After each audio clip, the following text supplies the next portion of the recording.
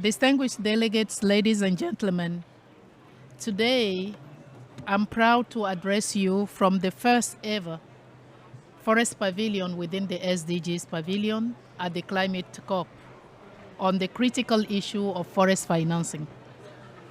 On behalf of the UNFF Secretariat, I would like to express my gratitude to all collaborators and partners who made this possible. And I would like to welcome our special participant behind there, the baby.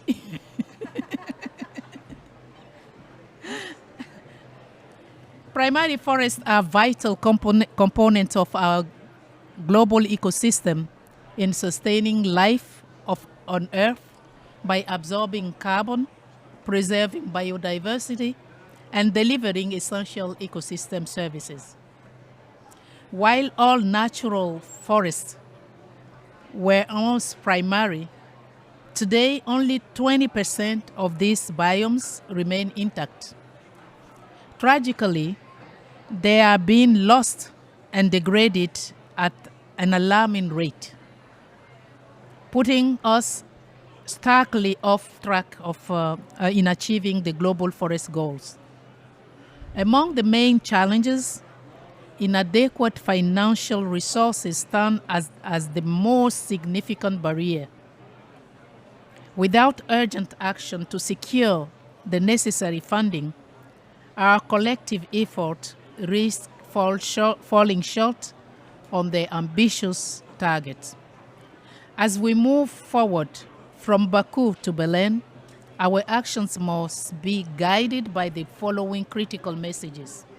First, we must continue high-level advocacy to raise global awareness about the critical importance of primary forests and the severity of challenges they face.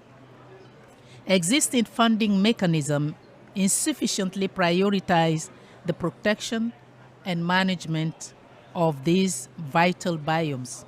Second, there is an urgent need to realign global financial priorities and policies to fully support forest ecosystems, recognizing them as the bedrock of climate resilience and biodiversity conservation. We need a paradigm shift that integrates climate, biodiversity, land and forest financing to address the fragmentation of forest funding. This shift should ensure a coordinated, sustainable, and consistent flow of financing, creating a unified funding landscape for primary forest conservation. Third, we must foster stronger cooperation between public and private sectors to secure unwavering commitment from all stakeholders to channel additional resources into forest conservation activities. The GEF and other multilateral development organizations have a pivotal role to play in catalyzing the scale of investment required to address the growing threat to our global forests and bridge the critical funding gap. The UNFF Secretariat is committed to assisting with its mandates in devising a global forest financing strategy and architecture through the Global Forest Financing Facilitation Network and the Clearinghouse. We will work toward achieving these goals. Finally, as we look ahead to COP30 in Belém, the Forest Pavilion at the COP29 is playing a pivotal role in catalyzing discussions on the critical issue of forest financing, paving the way for further advocacy and the advancement of the global forest agenda. I thank you very much.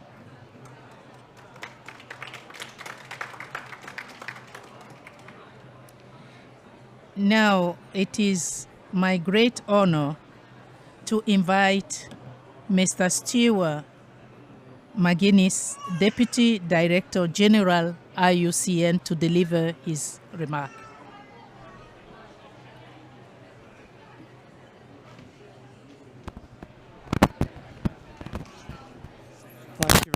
much, Juliette.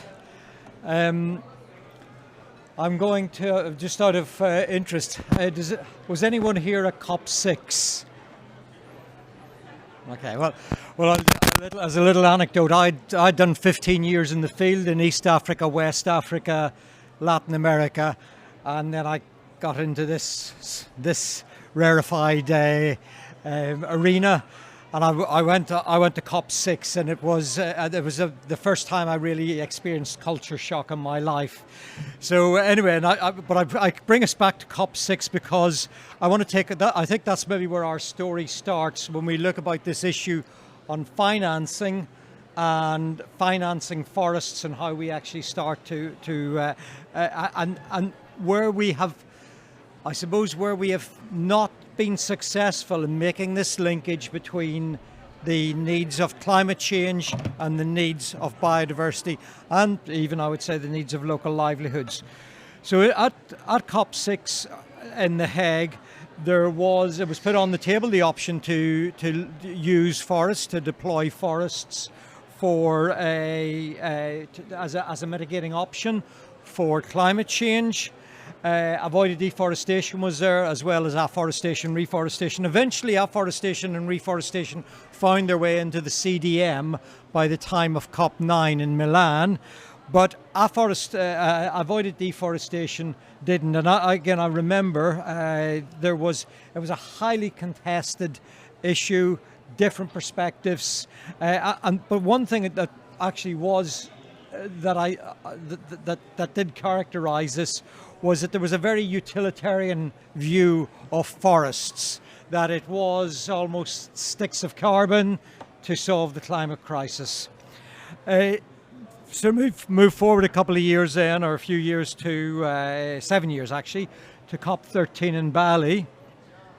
REDD+ is now emerging, but still that's that same narrative. Trees worth more standing than cut down.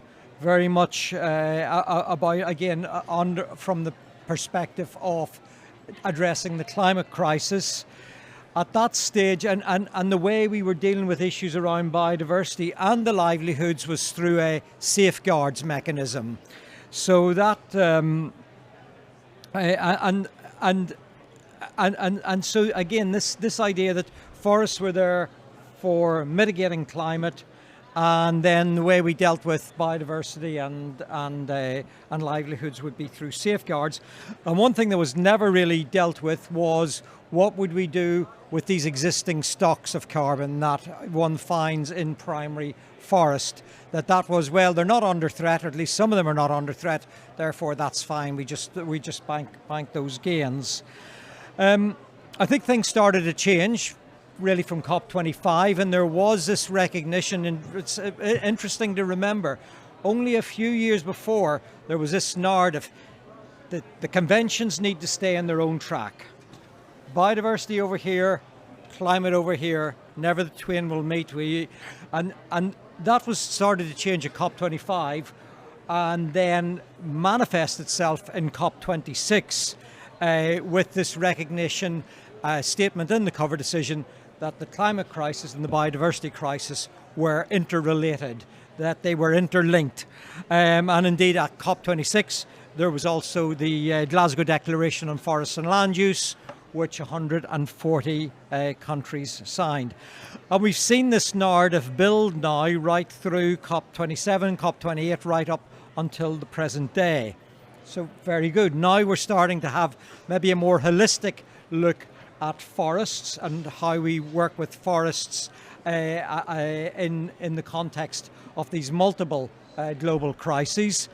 And again, particularly what we want to come back to today on the role of primary forest.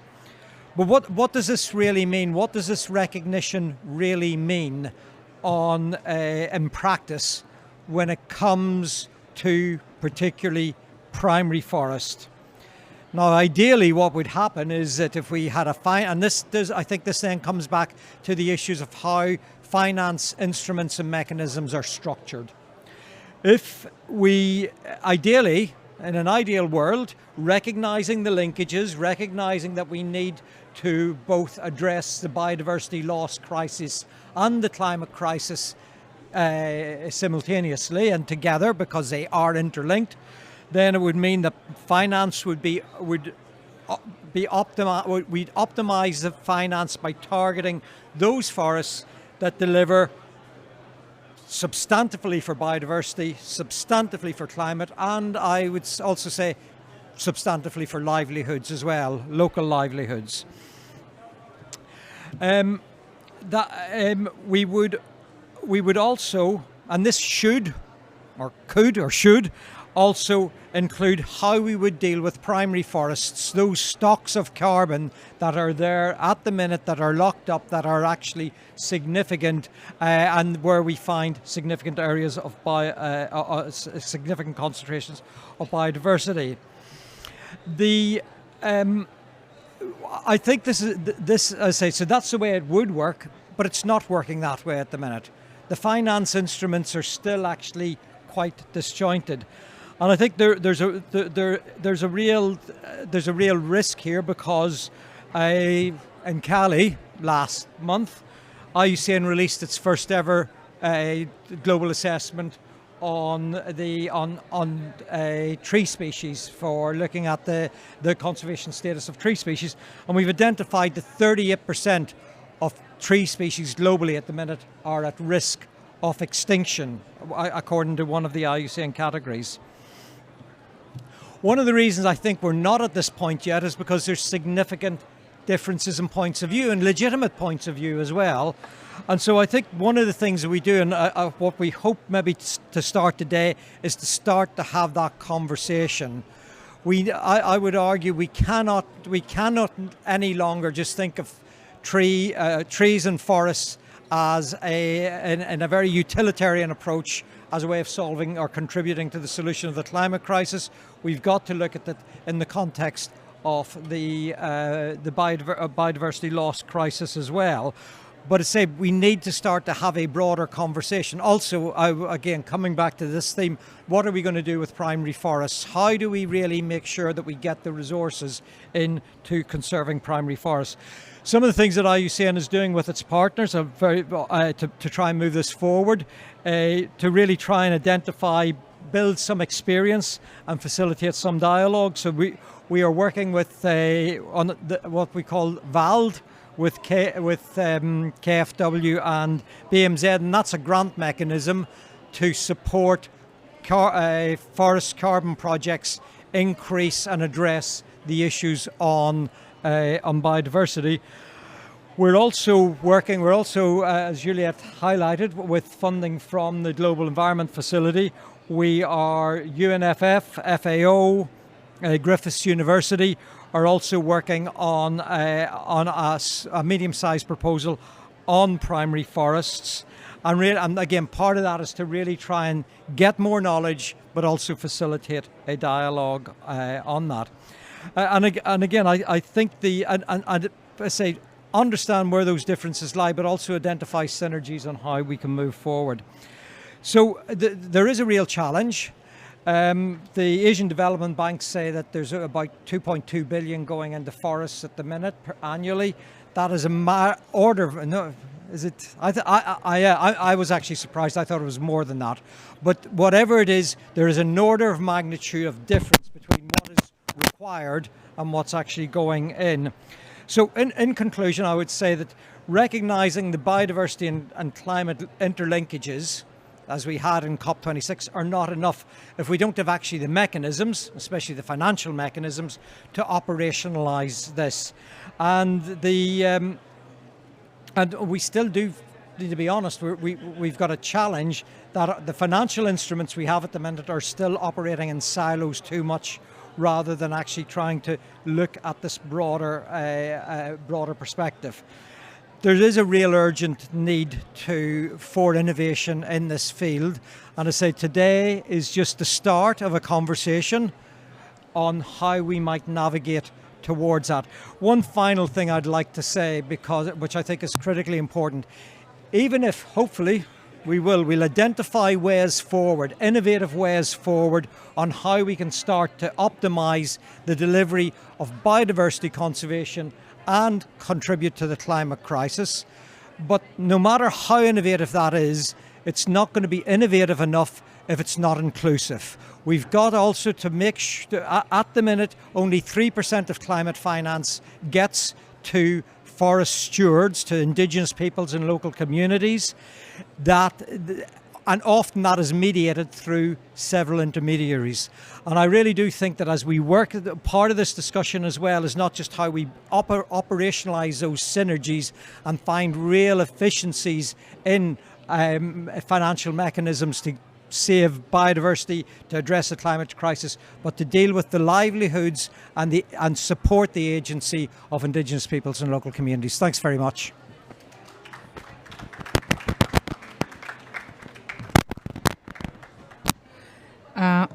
Thank you very much, Mr.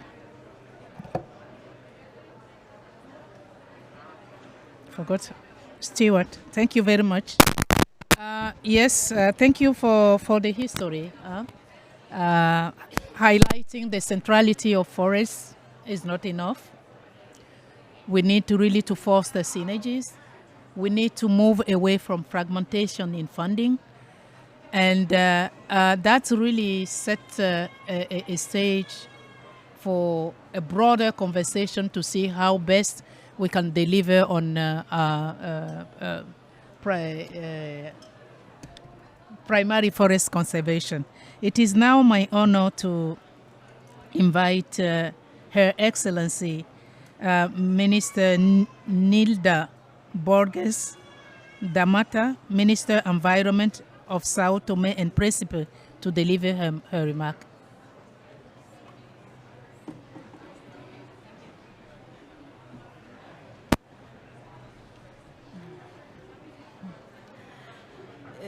Dear guest, greetings to all of you, and thank you, UCN, for this invitation.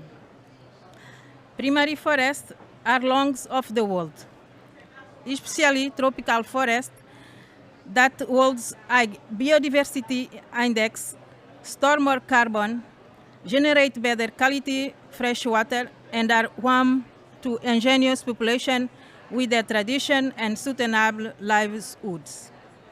Unfortunately, the international negotiations are failing to prevent the loss of the world's most important primary forest. Thus, the absence of a specific policy with the biodiversity and climate change treaty to protect the primary forest, their unique values and ecosystem service will continue to be wasted in both developed and developing countries. It is estimated that up the 57% of increased high number of tropical species depend on primary forest for survival. It is therefore necessary that we recognize primary forest as a cause for concern in the international community and not just a problem in developing country. My country, Sao Tome and Principe, is one of the countries with highest forest cover and allow the deforestation. Excuse me, my language is Portuguese. Now I'm trying to speak in English. Donc, excuse me. Forest cover around 18% of my country, and this deforestation rate is around 0.05%. And efforts have been made to protect them. The country already has a national landscape restoration plan, a setting production plan, and in recent years, around 10,000 hectares have been restored through the Project 3, Landscape Restoration for Ecosystem Functionality and Climate Change Mitigation in Sao Tome and Principe. We plan to restore 36,000 hectares by 2030. Also, with the framework of the 3 projects, improvements are being made to the legal and regulatory framework for the countries to access the carbon market with certification in the voluntary market for the benefits of the main actors in forest and landscape recovery activity.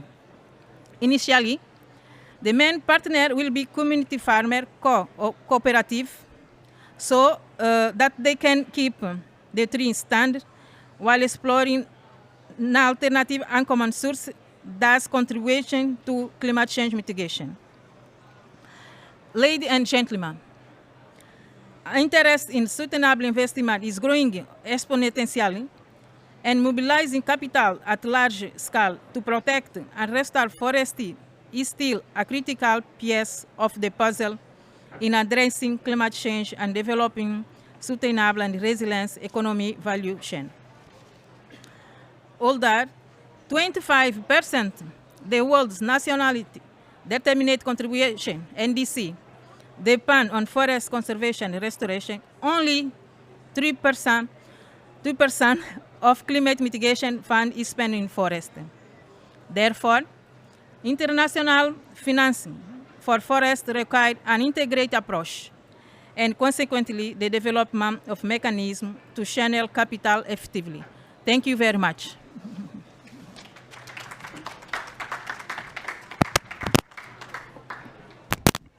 Thank you very much, Madam Minister, for highlighting again the importance of primary forests and their contribution to the nationally determined contribution. And thank you also for highlighting the need for funding and for sharing the experience of Sao Tome and Principe. Thank you so much. It's now my honor to invite Ms. Monique Frisson, Director General, Trade, Economics and Industry Bound from Department of Natural Resources, Canada.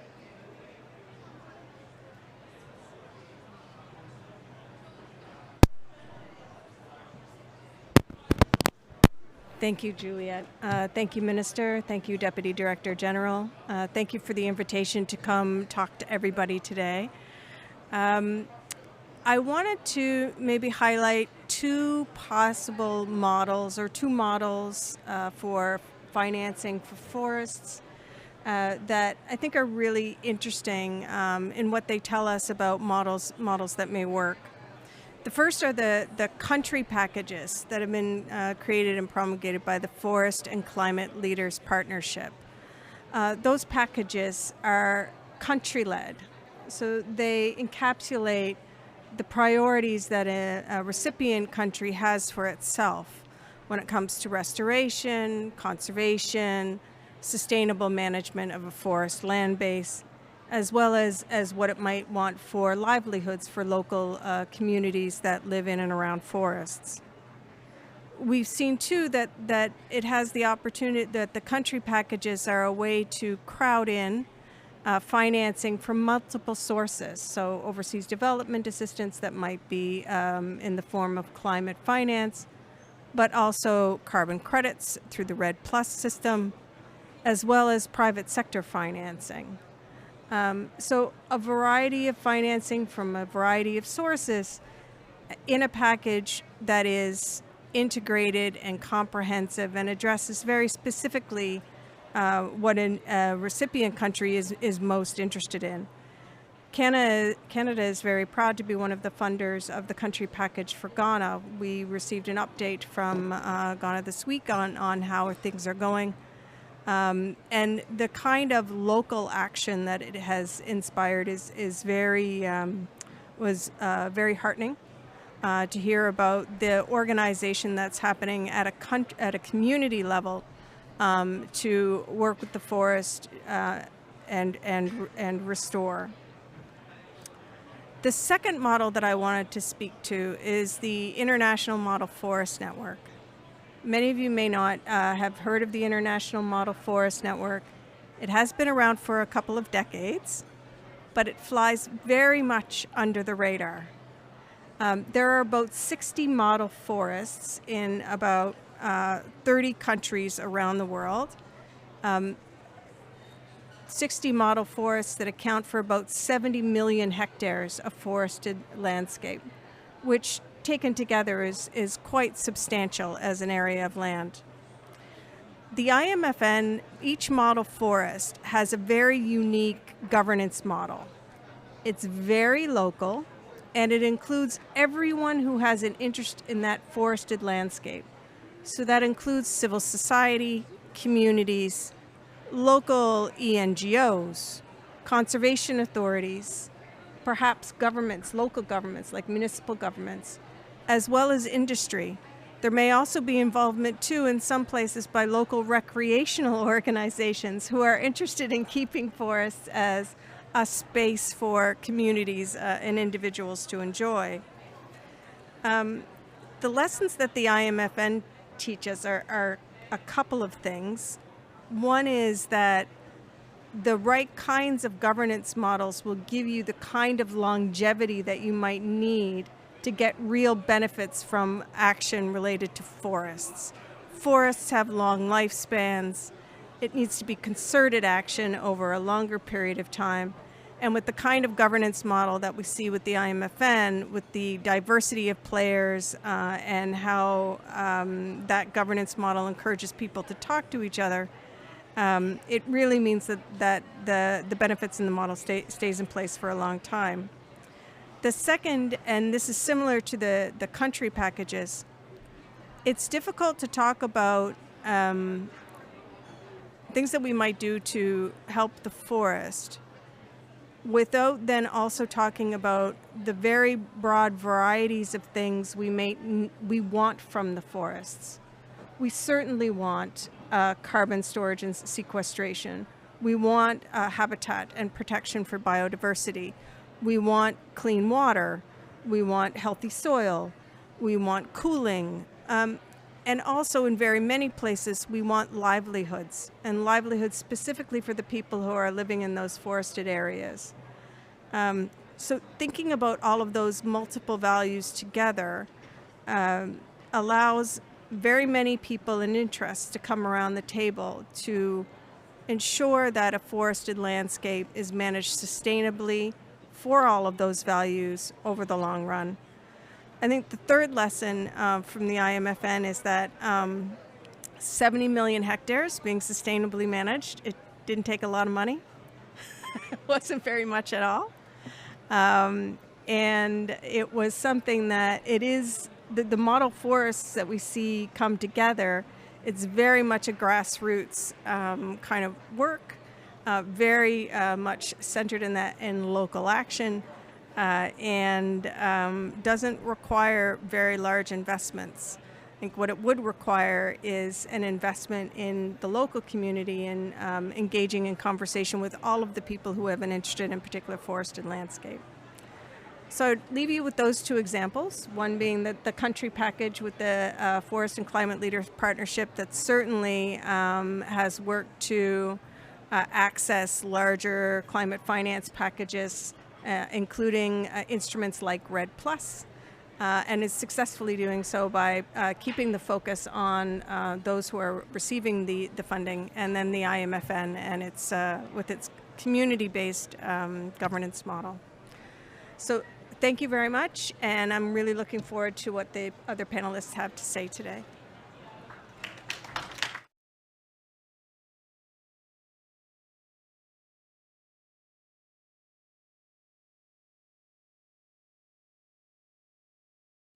Kind of respond to all these challenges that Stewart had shared with us in terms of lack of integration, even though it is really recognized that forests really can really address climate and biodiversity challenges, issue related to inclusiveness, and issue related to innovation. I think it sets really a stage for a broader discussion on how those primary forests, what are the mechanisms that we have at hand that will help us. So with that, I would like to hand over to Sheta. Thank you very much to all the speakers.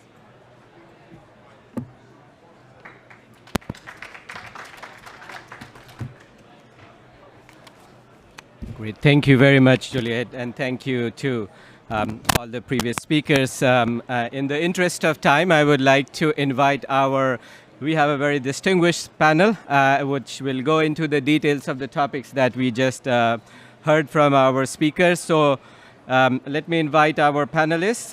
We have Nicholas Staphostos, Head of International Finance, BMUV, Germany. Dorji Wangdi, Principal Forestry Officer, Department of Forest and Park Services, Ministry of Energy and Natural Resources, Government of Bhutan. Ture Langele, Senior Advisor, Norway's International Climate and Finance Initiative.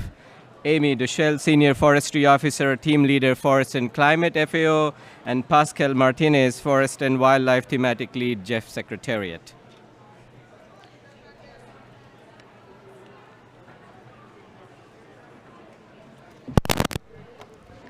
Great, thank you very much. So let's start with the learning more about how this works in a country context.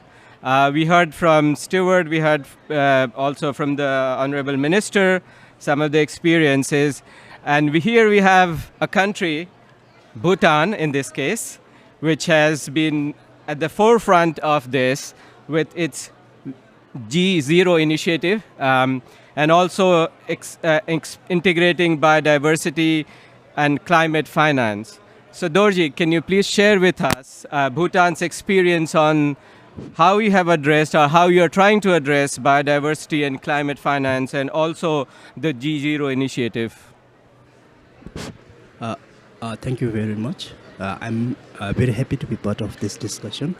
And Bhutan, as you know, Bhutan is the first country to commit to remain the carbon neutral back in 2009 when the other worlds were not aware of. Then back in 2015 through the Paris Agreement, then many countries started to commit or pledge to remain carbon, at least to reach the carbon neutral by the mid of this century. Bhutan has been playing a critical role in the context of the climate change and the biodiversity loss. For example, if you look at the Bhutan historically, Bhutan has been very proactive in both environmental integrity as well as the climate actions.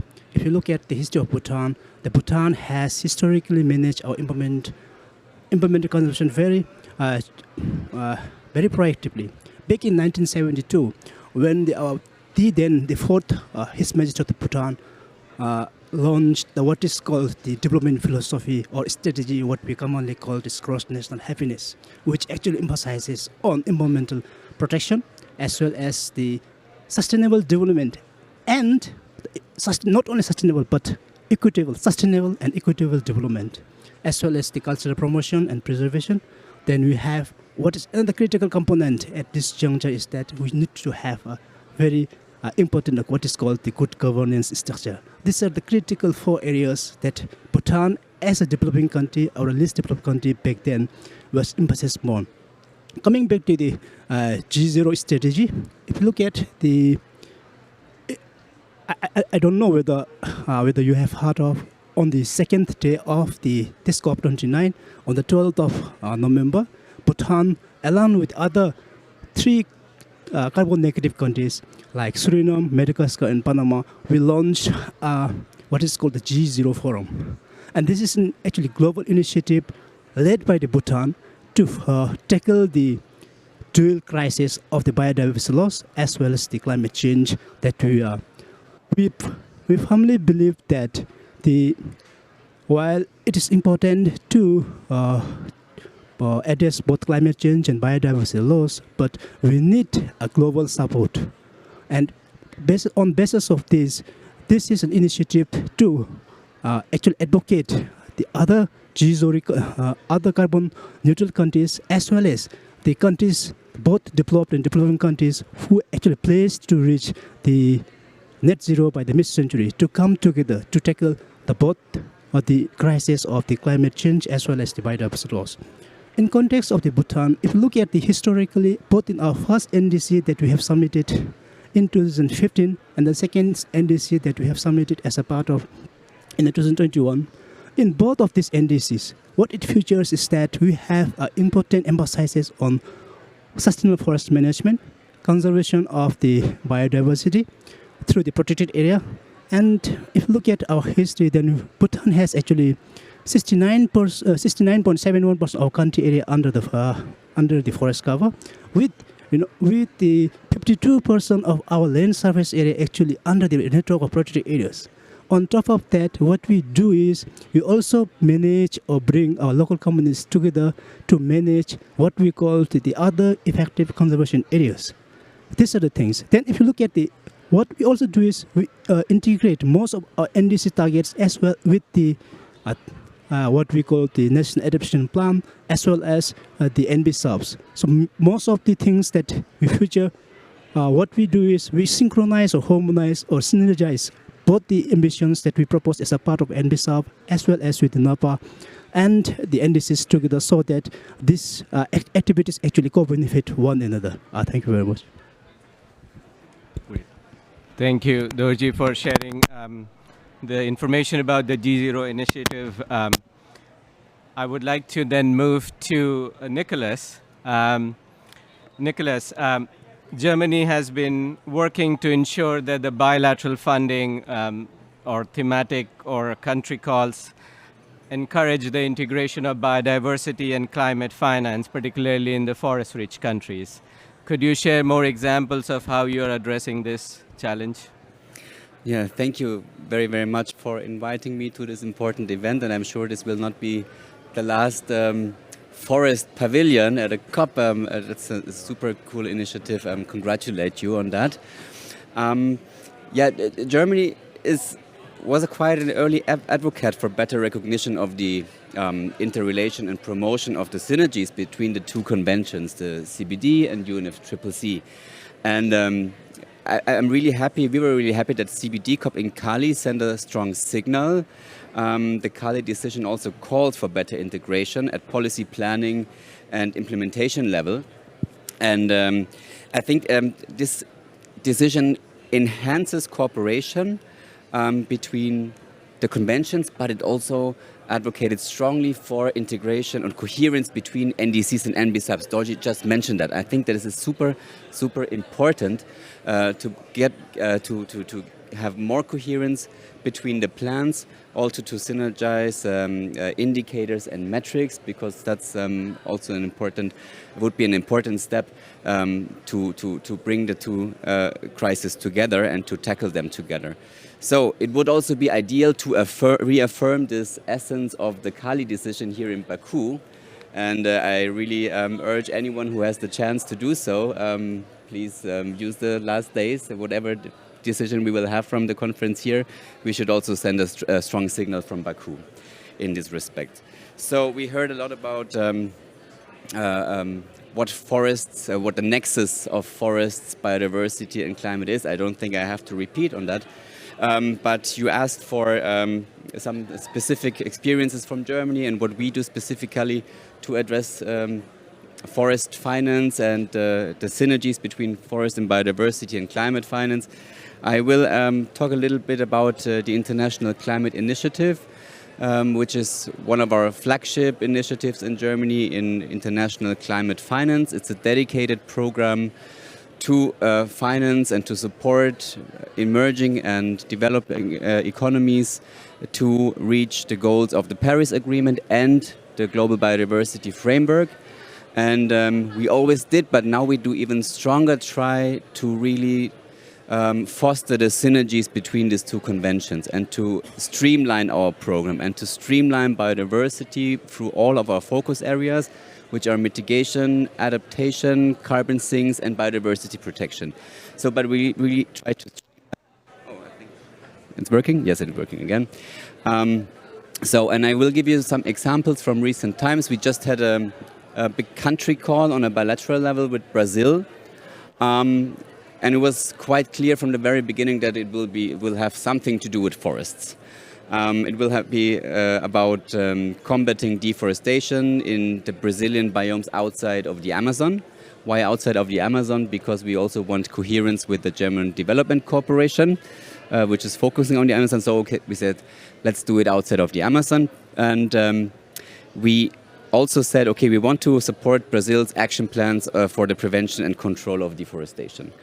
And from the beginning, we made very clear the project must support NDCs and NBSAPs. That was an absolute prerequisite to do such a program.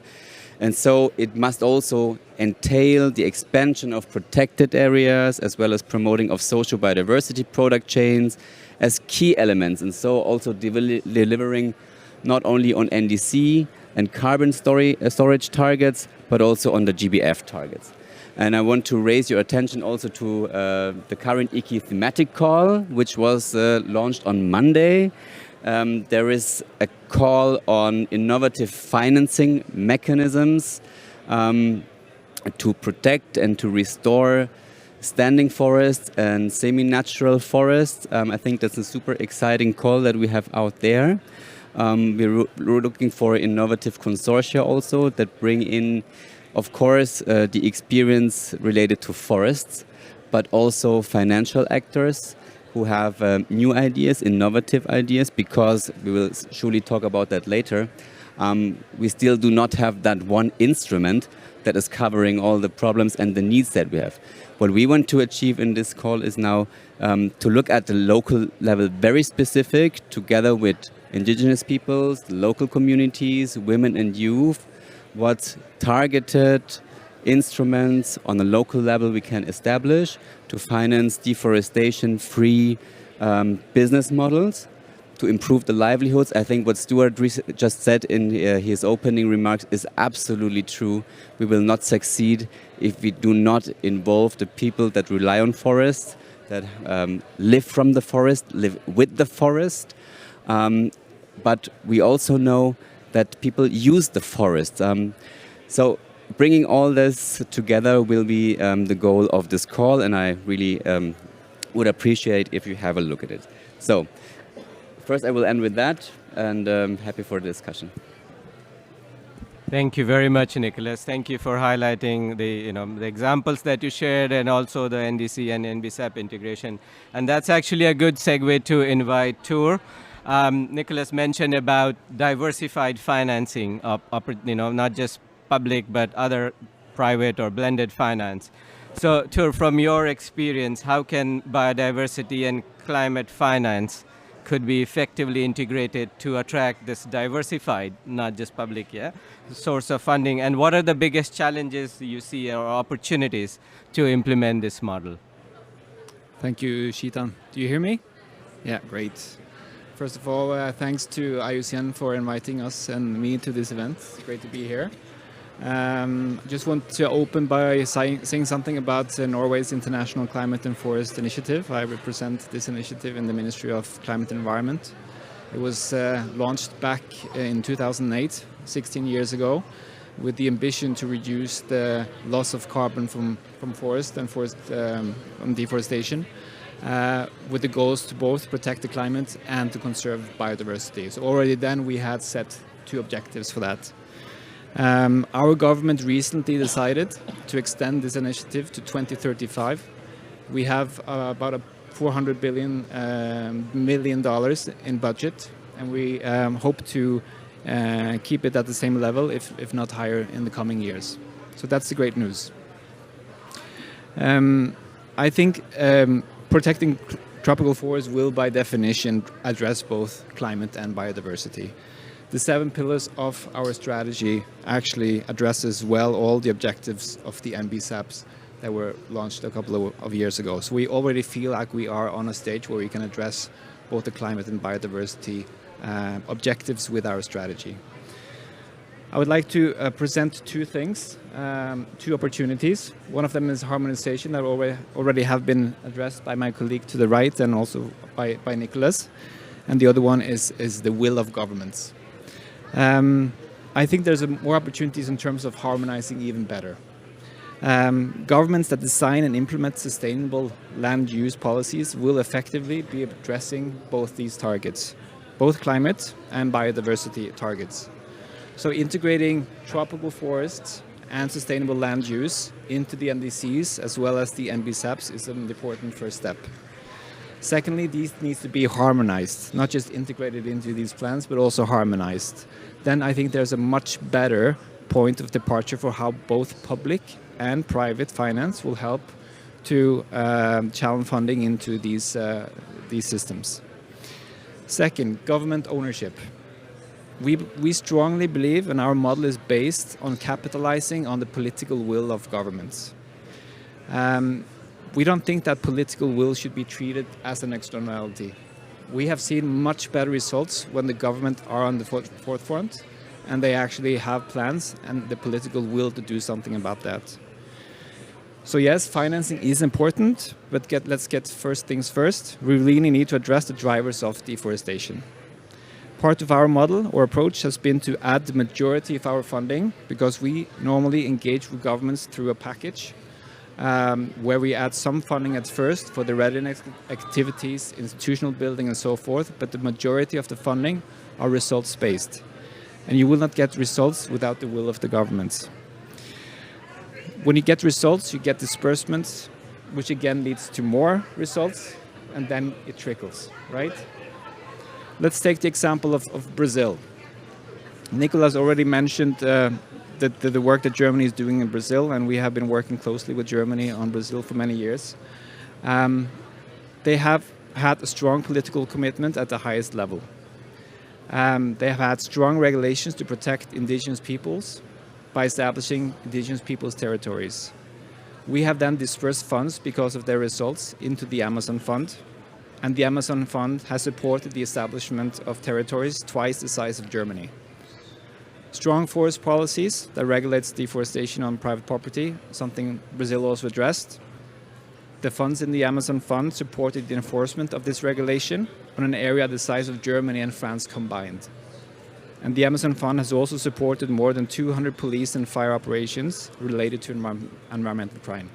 Norway and Germany are not the only donors to the Amazon Fund. There's many others as well, and we have come together to really make sure that these effects will grow. Now, Brazil recently, I think it was just a few weeks ago, announced forest data that shows the lowest deforestation rates in the Amazon for 15 years. So I think these are great results. So this week, our Prime Minister launched a new announcement of $60 million to Brazil for the efforts to reduce deforestation. These funds will be channeled into the Amazon funds. At the global level, we believe that forest carbon markets done right, which means high quality jurisdictional red credits, will mobilize private sector finance. That's why we, together with other donors and 30 companies, have launched the LEAF Coalition. And that's just one example of how public and private funding together can really mobilize results. We have signed agreements with Costa Rica, with Ghana, with Peru, and more are to come. Governments can use these funds to integrate them and help address the objectives that they have set out in the NDCs and the MBSAPs, thereby also delivering more results. Lastly, I just want to say that we in the LEAF Coalition, we're really arguing for jurisdictional red and for the R3 standard. And I know that our Secretariat will soon publish something they call code benefits, which is really to tag carbon credits that have scores high on biodiversity in order to also make sure that there is a kind of a biodiversity tag to carbon credit, which can potentially lead to higher prices as well. Thanks, Jitan. Great. Thank you, Tyr. Thank you for outlining the different initiatives and highlighting actually the importance of addressing the drivers, which also points to the importance of data. And that's where I would like to invite Amy. Amy, we know the robust data is essential for understanding not just drivers, monitoring, also for payment, etc. How does forest resource assessment guide reporting on the primary forest areas, and why accurate reporting is important to advancing the integrated financing or blended financing models? Great. Thanks so much, Chetan, and thanks for having us here. So most of you are probably familiar with FAO's Global Forest Resources Assessment, or well known as the FRA. And it's actually been tracking primary forests since 1980. And the last FRA 2020, included data on primary forests from 146 countries. And we, of course, are awaiting the new data, which will come out next year in the FRA 2025. But this work has revealed both progress and ongoing challenges. So in the FRA 2020, the global area of primary forest was estimated at 1.1 billion hectares, accounting for approximately 1/3 of the total forest area that was reported by countries. And the area of primary forest has decreased by 81 million hectares since 1990. So while some progress has been made, there is still significant room for improvement. In the reporting, countries vary in how they apply the definitions and often rely on proxies like protected areas or old growth forests due to a lack of operational guidance. And metadata explaining national estimates is often insufficient, and trends are unclear due to missing or repeated data. And these issues, of course, undermine the comparability and the reliability of data, making it difficult to discern global and regional trends or support effective policy decisions. So, quite simply, without transparent and standardized data, our ability to understand and assess and safeguard these ecosystems is limited.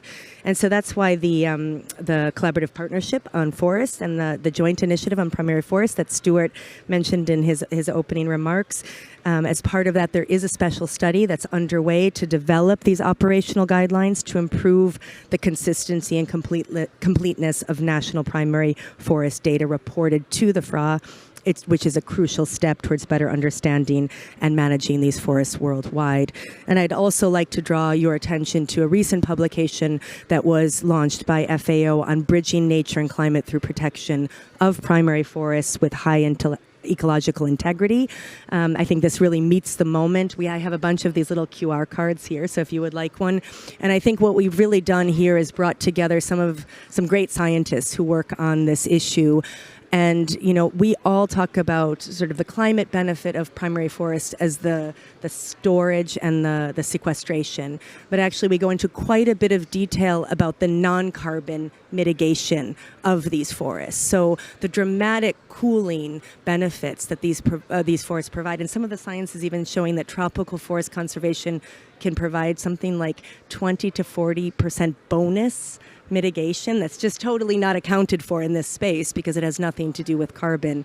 And of course, that cooling, the rainfall regulation, all of that is supporting adaptive capacity and resilience. And so we go into a lot of detail about adaptation and the links between adaptation and biodiversity, which is really where I think the climate and biodiversity space comes together in the adaptation. And it ends, maybe Nicholas, you'll like this, but it ends with some, ways for thinking of how to finance primary forests because they have been left out in some ways of these international policy frameworks because of that tricky issue of additionality, mostly. And so really trying to think of innovative ways to support these forests, but actually maybe most importantly, securing the rights and tenure of Indigenous peoples and local communities, which brings us back to the opening remarks. Thanks. Great, thanks, Amy. Thanks for sharing that information. And yes, we are looking forward to this collaborative work, which actually is also, again, good segue to invite Pascal, who has been the architect, if I could use that word, to help promote this medium-sized project which Stuart mentioned and Amy referred to. Pascal, I would like you to do a dual role, and I'm going to put you in spot. So first, talk about the partnership, importance of partnership in bringing together, data, capacity, convening, etc., to mobilize this financing or the financing that can benefit both carbon and biodiversity goals. And when you are done with that, I'll also ask you to wrap up. So, but first, with the partnership question. Can you hear me? Yeah. So yes, I'm very happy to be here because we have been working already for a while with these key partners on trying to build a new cooperation focused on primary forest. And primary forest is, of course, very important for the GEF because we are the financial mechanism of the Rio Conventions. So addressing the climate and biodiversity crisis is part of our DNA from the very beginning, no? And especially because we have been integrating our strategies along since progressively since already many years, but we have been integrating more and more, integrating the environmental benefits, integrating the different kind of stakeholders, integrating the objectives, also the sectors. So it's quite natural now that we are somehow at the forefront of trying to push more on the protection of primary forest. Needless to say how important they are for the carbon and biodiversity. It should be the first focus actually, and also they are irreplaceable. So that's why I think it has become really a priority for the GEF. It was maybe not so clear before, but we have elaborated a new forest strategy that was launched last May, and this strategy we are supporting all the developing countries in their climate and biodiversity objectives, but we can support different kind of forests, but the primary forests are really a priority now in our strategy. So yes, the problem of the proliferation, it has already been said more or less by the panelists here, but we have a problem of awareness. It's difficult to characterize them. There are different definitions. We speak about old-grown forest. We speak about intact landscapes, primary forests. So finally, it's not so. We have difficulties to characterize them. So we have a problem of data, as Amy was saying. And then the difference between these forests and the others is also not so easy to capture, because when we finance the conservation of forests, which forest? No? And we don't speak about the ecological integrity of forest.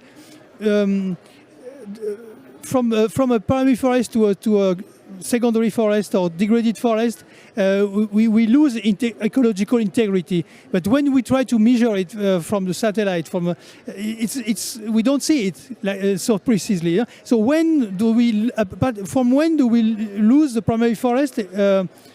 So all this kind of data and approach, different approaches, really need to be to some work, and also the finance, the data. So it has been very obvious for us at some point to try to build a partnership and put together different kind of stakeholders, strategic stakeholders, from the science to development agencies to finance, like the GEF, and to try to find a way to increase awareness globally on the primary forest, to try to channel, and the UNFF Secretariat is also part of this partnership, which is key because of the convening power and the relation with the countries. So we have this also the strategy to use the global the GFN of the UNFF Secretariat to try to channel more resources towards primary forest. So we have the monitoring also with FAO in this partnership. So really, I think that we are in a moment where we see the needs to protect primary forest, and also there is a kind of alignment of different stakeholders that are more and more convinced to the importance of the primary forest, or conserving primary forest. So I think it was a great moment to build this partnership, and the idea is to have then significantly more awareness of primary forest in the global fora, because we don't speak of primary forest in the climate change COP, we don't speak about primary forest in the BD COP, we don't speak about primary forest not even in the UN Forum on Forest, which is about forest exclusively. No, we don't speak never about primary forest, and they are there, and we keep losing, as you were saying. I mean, we keep losing them at an impressive rate, at 5-6 million hectares per year. So really, we need to have this movement, and hopefully the beginning of kind of movement that will continue after this strategic partnership. So I don't know when I finish to respond to your question and when I begin to wrap up. I think we can wrap up now. Maybe we take a few questions if you finish. We can take 1 or 2 questions from audience, and then we could do that. Okay. Please keep your questions short because we have to finish this session in next 10 minutes. And please identify yourself. And also, if you could direct your question to the panelists, it'll be easier. Hear me? My name is Astrid Forero. I'm a project developer in Latin America, especially in Colombia. So there is a key issue that no one is speaking about. The deforestation rates are rising every year in a very high rate. In 2023, the deforestation was 6 million of hectares. But the forest degradation were 62 million hectares because agroforestry system. So the first cause of deforestation is the agriculture. And usually is the lack of economic alternatives for farmers. So they are pushed to explode the forest. So I don't know any nature-based solution accessible for any farmer. All nature-based solutions require a lot of organization, a project, a designing, finance, and so on. But there is no solution real accessible and able to compete with the drivers of the deforestation. So I think we have to focus on that, and I'm in my organization, we're working in an initiative to integrate all nature-based solutions in one digital platform. That is carbon credits, environmental payment services, ecotourism, philanthropies, and more others.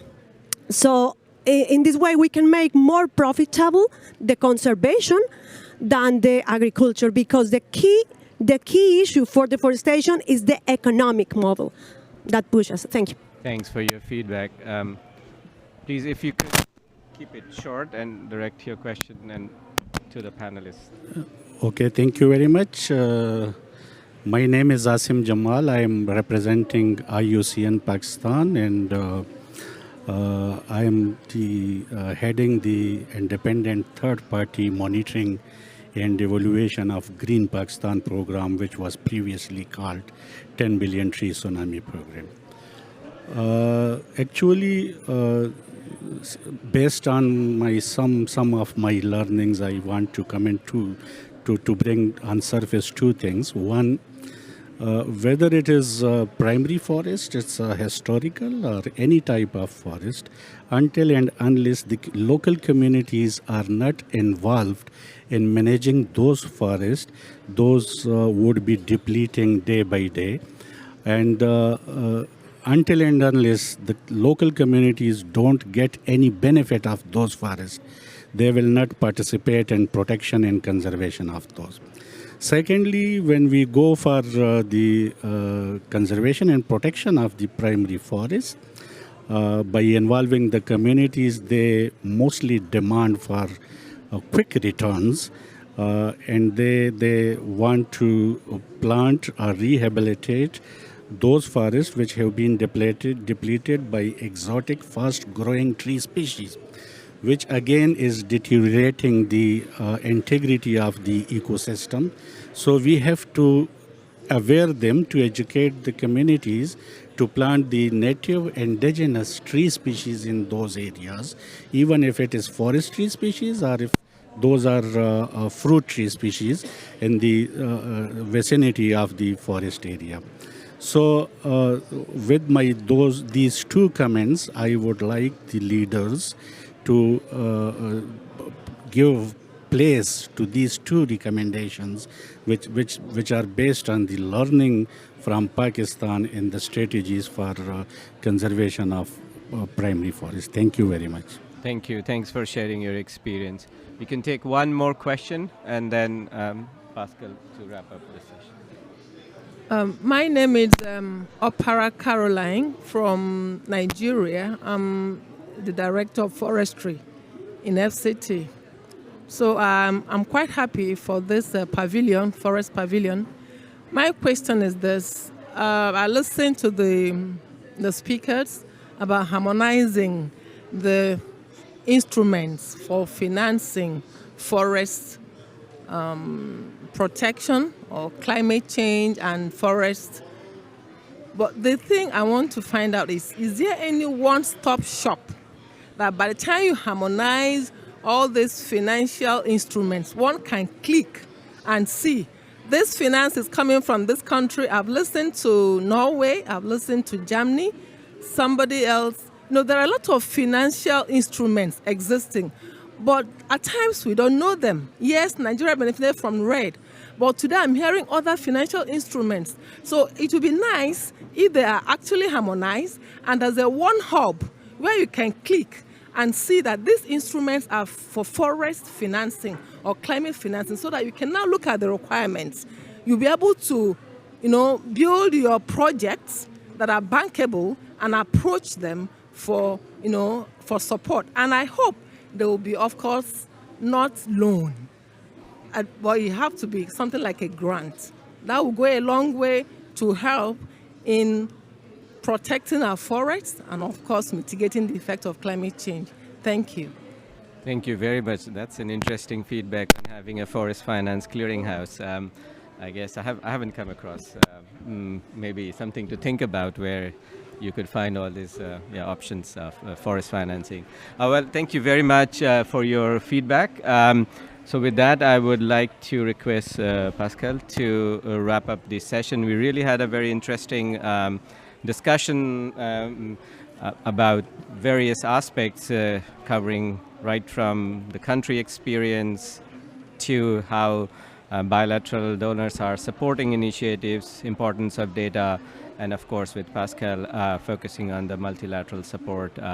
So over to you, Pascal, to wrap up the session. Thank you very much, Ethan. What a responsibility, because so much information oh, sorry. Okay. Don't need this. So complex topic. So I think we had very many different considerations, and I think it's interesting to maybe to begin with a historic dimension that Stewart was mentioning, that we begin to consider the forest as in a utilitarian way from the carbon, and now I think it's obvious for everybody that for carbon and biodiversity are the two faces of the same coin. So, and we need to address all together. And then it was interesting also to see the complexity of the financing landscape. Sao Tome, Principe, and Bhutan are both countries. They mentioned the high forest, low deforestation countries, and this is very important because the climate convention do address the problem of rewarding the carbon, but rewarding the carbon that we lost, and then the carbon that we lose less. So finally, those who are the good guys, those who don't deforest, somehow don't benefit so much of the financial landscape that exists. So then you need many different strategies, and I think that Bhutan is interesting to mention this initiative, because Bhutan is championing the new how to say revitalizing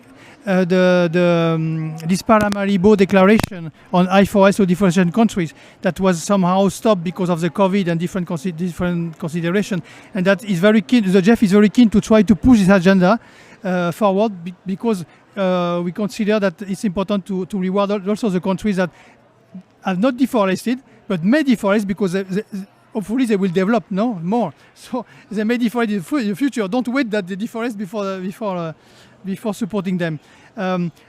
Also, we heard about the critical importance of those who live in or depend on forest.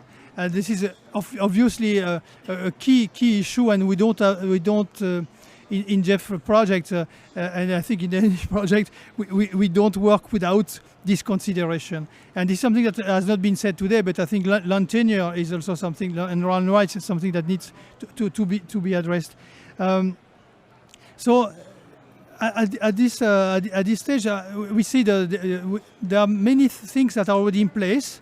The partnership that we were mentioning, the new partnership on primary forest, we have different tools in terms of financial mechanisms.